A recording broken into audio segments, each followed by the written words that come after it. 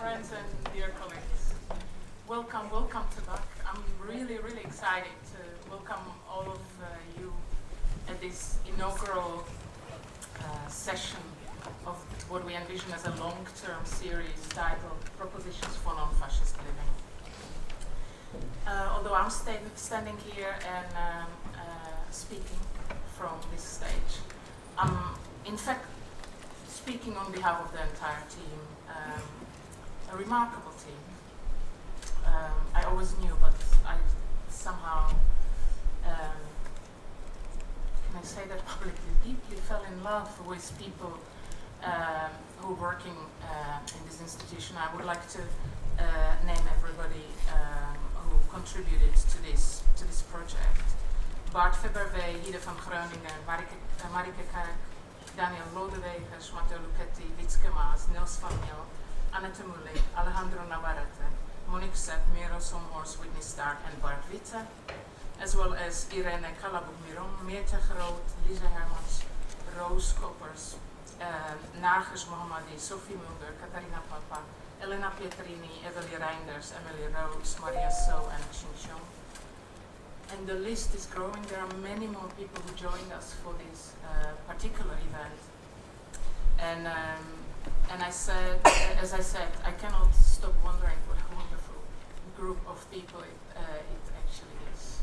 Committed and extraordinary, funny at the same time. Now, there is so much I would like to share with you at this moment. I only have a couple of minutes, so I will try to really compress my thoughts into a couple of comments. But there is a lot that has been happening in the course of last weeks here at BAC. We have launched a new institutional structure bringing together BAC as a center for contemporary art, or presentatieinstelling as we say it in the Netherlands, together with a post-academic institution, and we launched a new fellowship program. We moved to this new venue. I'll mention a couple of things around that in a minute. We developed a new visual identity, and all of this, all the while working on the series, and specifically on the gathering today with you. Now, BAC is a base, a platform, if you will, for theoretically informed and politically driven art and experimental research. And it is really just, as I mentioned, past week that we had the first gathering within this framework with our new fellows within the fellowship program that we launched. And what a week it was, with Sepake Angiama, Isaac Al-Barbari, Diego Segato, Matthijs de Bruijne, Quincy Gario, Ola Hassanijne, Otto Bonanga, Wendelin van Oldenburg, and Pelin Tam. I would like to mention that the extension of this program has been made possible by the Dutch Ministry for Education, Culture and Science, Municipality of Utrecht, and through our structural collaboration with HKU, Hogeschool voor de Kunst, and specifically its MA program, MAKU, as well as in collaboration with Utrecht University.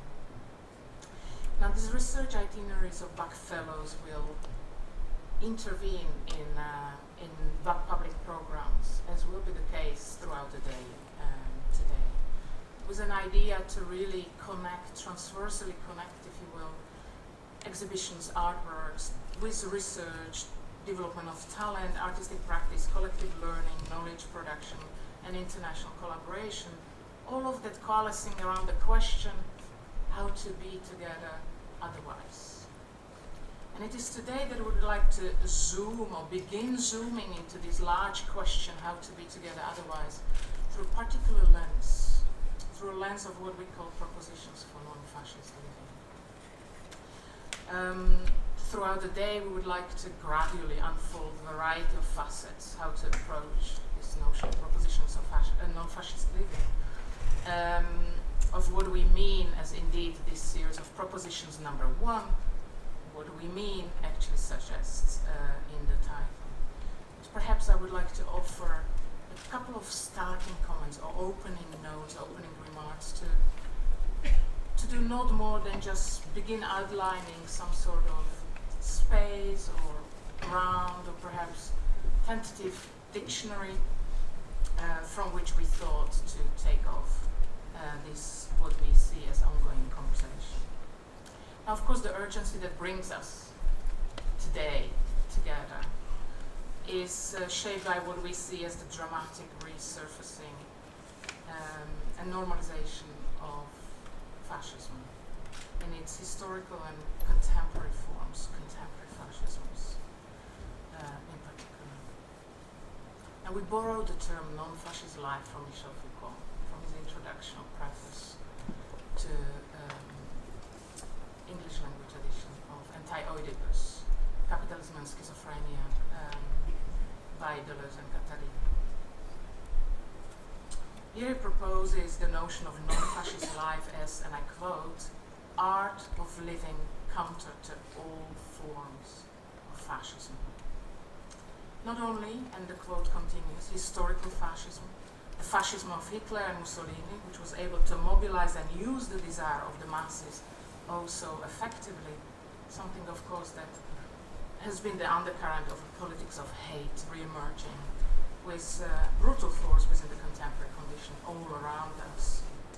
But also, to continue with the citation, the fascism in us all, in our heads and in our everyday behavior, the fascism that causes us to love power, to desire the very thing that dominates and exploits us, unquote.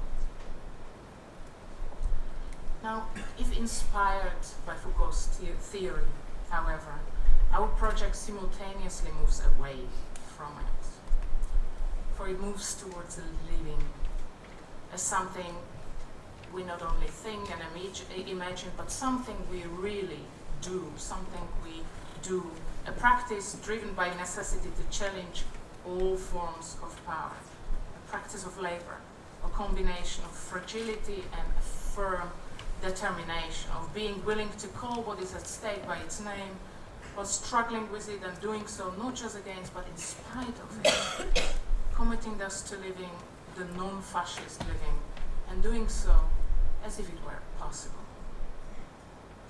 The question, however, is what tools do we have at our disposal to commit to such a practice today?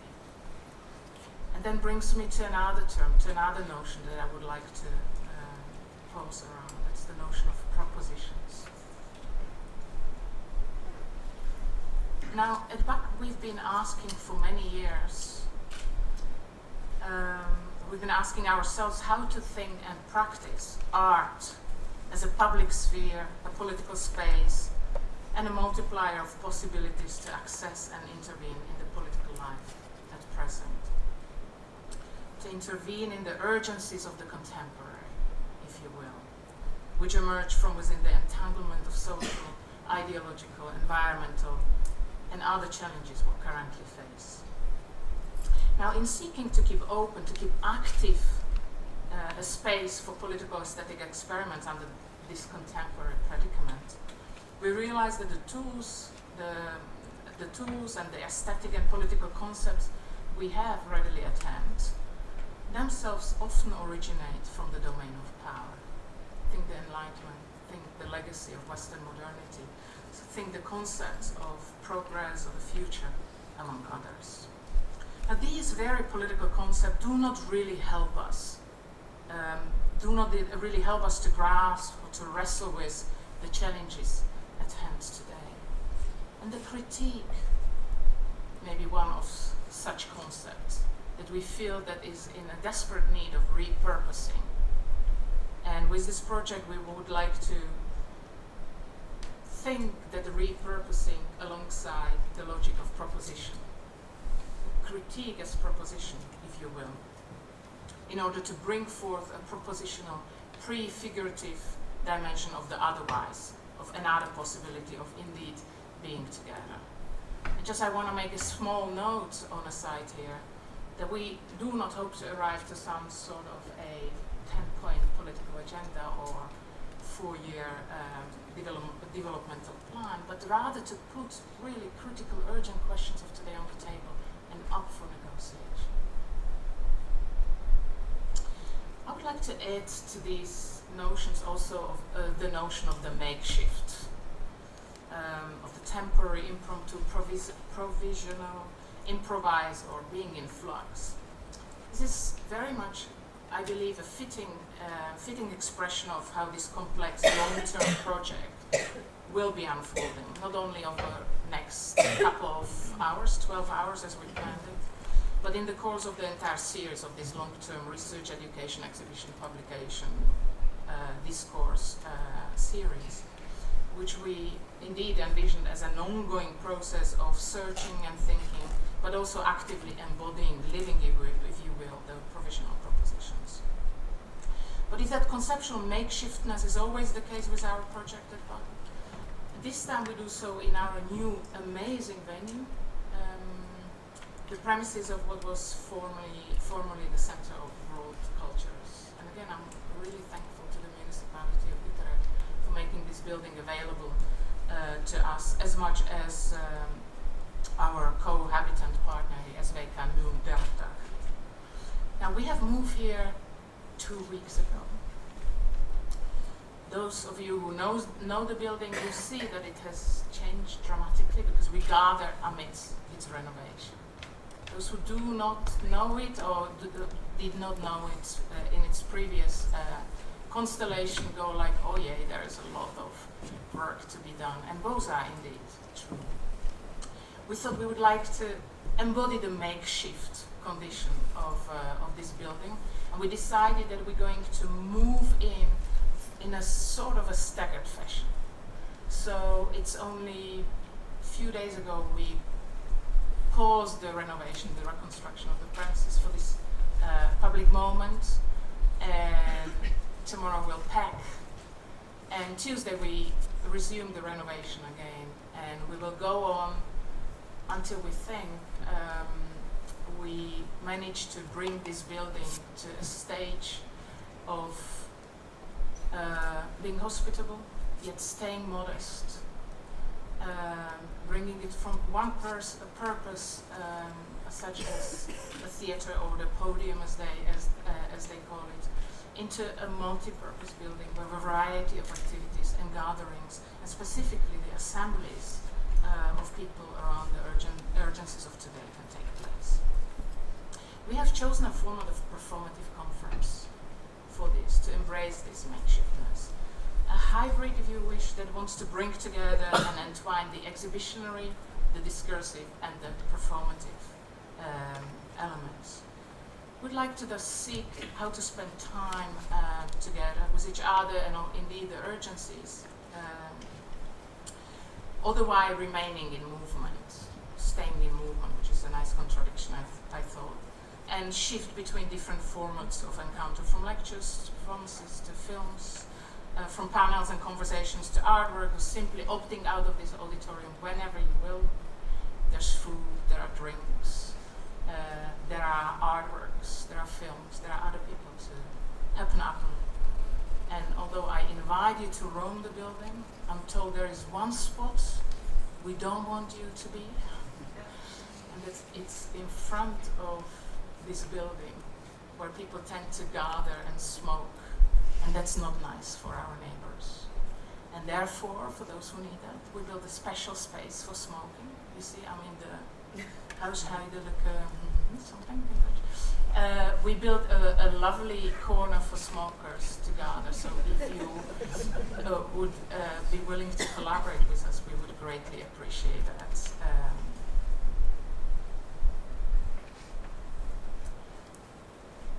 And then perhaps one last sentence before I give the floor to Matteo. With all this in mind, feel welcome.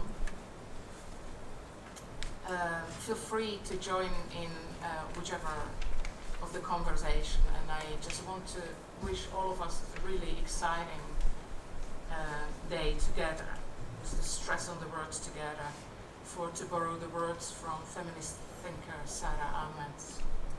Once we find each other, so much else becomes possible.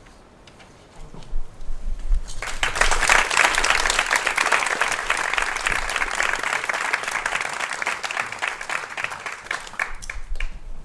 Thanks, Maria, and thanks everybody for being here at this very exciting moment for us. As Maria explained, it's a new phase, but it's also a phase that is extremely open, extremely in collaboration, in partnership. We have fellows that will shape our program, no matter how many ideas we already put on paper. They will definitely steer new ideas, new ways of doing things together. So just yesterday we had an amazing day with a guest, Elisabeth Bovinelli, that will be together with Ian Ziel in conversation and as a first event of our program, talking about the concept of obligation. And I think that connects with the urgency Maria was talking about. So feeling as artists, curators, writers, theoreticians, researchers in general, obliged towards like a sense of engagement with our present times and all the struggles that come with it. In this relationship, also talking about fascism, it was a long conversation. It took a year for us to conceive this title, and it already shows how much collaborative this process was. And there's a text to which I was referring to in order also to convince myself this was an urgent and important task to take on for 4 years. And it's this text by Umberto Eco that he wrote for the New York Review. It's an article, in fact, wrote in 1995. And it tries to explain how fascism is not an ideology, it's not Nazism, it's not communism. Fascism is a much more complicated beast. It doesn't have an ideological program, and it can appear in many different forms. And I just would like to quote a passage from his text, just to share with you this. So, fascism was a fuzzy totalitarianism, a collage of different philosophical and political ideas, a beehive of contradictions. It was a rigid discombobulation, a structural confusion. Fascism was philosophically out of joint, but emotionally it was firmly fastened to some archetypical foundations. But in spite of this fuzziness, I think, Eco says, it is possible to outline a list of features that are typical of what I would like to call Ur-fascism or eternal fascism. These features cannot be organized into a system, many of them contradict each other, and are also typical of other kinds of despotism or fanaticism. But it is enough that one of them be present to allow fascism to coagulate around it.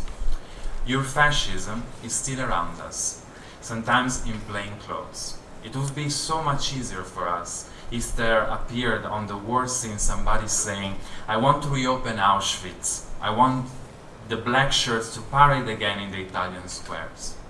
Life is not that simple. Ur-fascism can come back under the most innocent of disguises. Our duty is to uncover it and to point our finger at any of its new instances, every day in every part of the world. Franklin Roosevelt's words of November 4, 1938 are worth recalling. I venture the challenging statement that if American democracy ceases to move forward as a living force, seeking day and night by peaceful means to better the lot of our citizens, fascism will grow in strength in our land. So, obligation indeed. But I have obligations towards the many people that generously accepted our invitation. Artists, writers, curators, as I said before, and accepted also to place their work a little bit outside of the normal, the usual, the business as usual, as we say here at BAC, that we don't like too much. We want to make our life even less simple. So the idea of inaugurating our program while renovating, welcoming you all in this space in transition, came together with the ongoing conversation around how not to program an art institution following the adagio of business as usual. If our role is to support, produce, facilitate, present, and mediate artistic practices that innovate our imageries by operating on the scales, speeds, and frames through which we perceive our reality, At the same time, our formats should allow this very value to give shape every time to a different configuration of forms, discourses, and methodologies. And that's why we chose this idea of the performative conference, as Maria already said. So, why performative conference? Literally, conference from Latin, conferre, namely means to bring together. And we decided to do it in a performative way, where the stiffness of a purely discursive event can be put into question and allow novel ways to connect the different knowledges together. Does an artist always have to adapt his practice to a lecture format in order to come together with others and introduce his or her research? Can we imagine an artwork as a statement made in a specific time and space? And what if, by learning from a good exhibition-making practice, that's also where I humbly come from, a series of artworks create a dialogical space in which every other intellectual contribution can resonate and acquire a new pregnancy and meaning that would not have been possible otherwise. So the works you see installed outside of this room are actually, in our understanding, contribution to the conference. There are statements. You have Yael Bartana, What If Women Rule the World? Tania Bruguera, long-term project on immigration and international immigration movement, saying the dignity as no nationality. We have Amy Balkin trying to make smog a public good so that we can actually take care of it. We have a beautiful spatial intervention by Anthony Spitas that tried to bring together our space with the words that inspired us in conceiving this event. So many, many others, and I have to name them, I'm sorry, and then I will close this.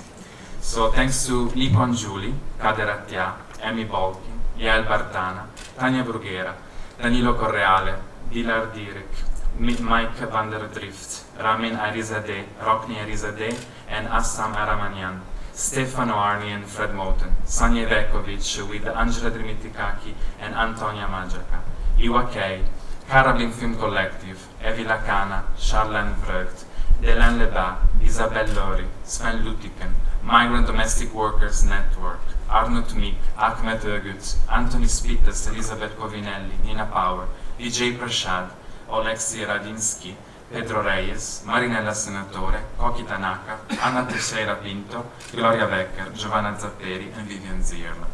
These are, I'm sure I'm forgetting some, and I don't want to forget actually the people that introduced us. So Pedro Reyes' piece, Manufacturing Mischiefs, was performed by these four amazing actors that work with us, and they are Leila Anderson, Orion Maxted, Abhishek Tapar, and Noah Volker. So, having thanked all of the people, and I'm sure I have forgotten some, that's always the case, I'd like to introduce you also to Ditske Mas, my colleague, responsible for the fellowship program, and Whitney Stark, editor, and with whom Maria and I and all the rest of the team put together all of this. They will be helping me in introducing the different moments of the day, and of course to facilitate the conversation whenever an occasion arises. Thanks so much for being here, and let's start.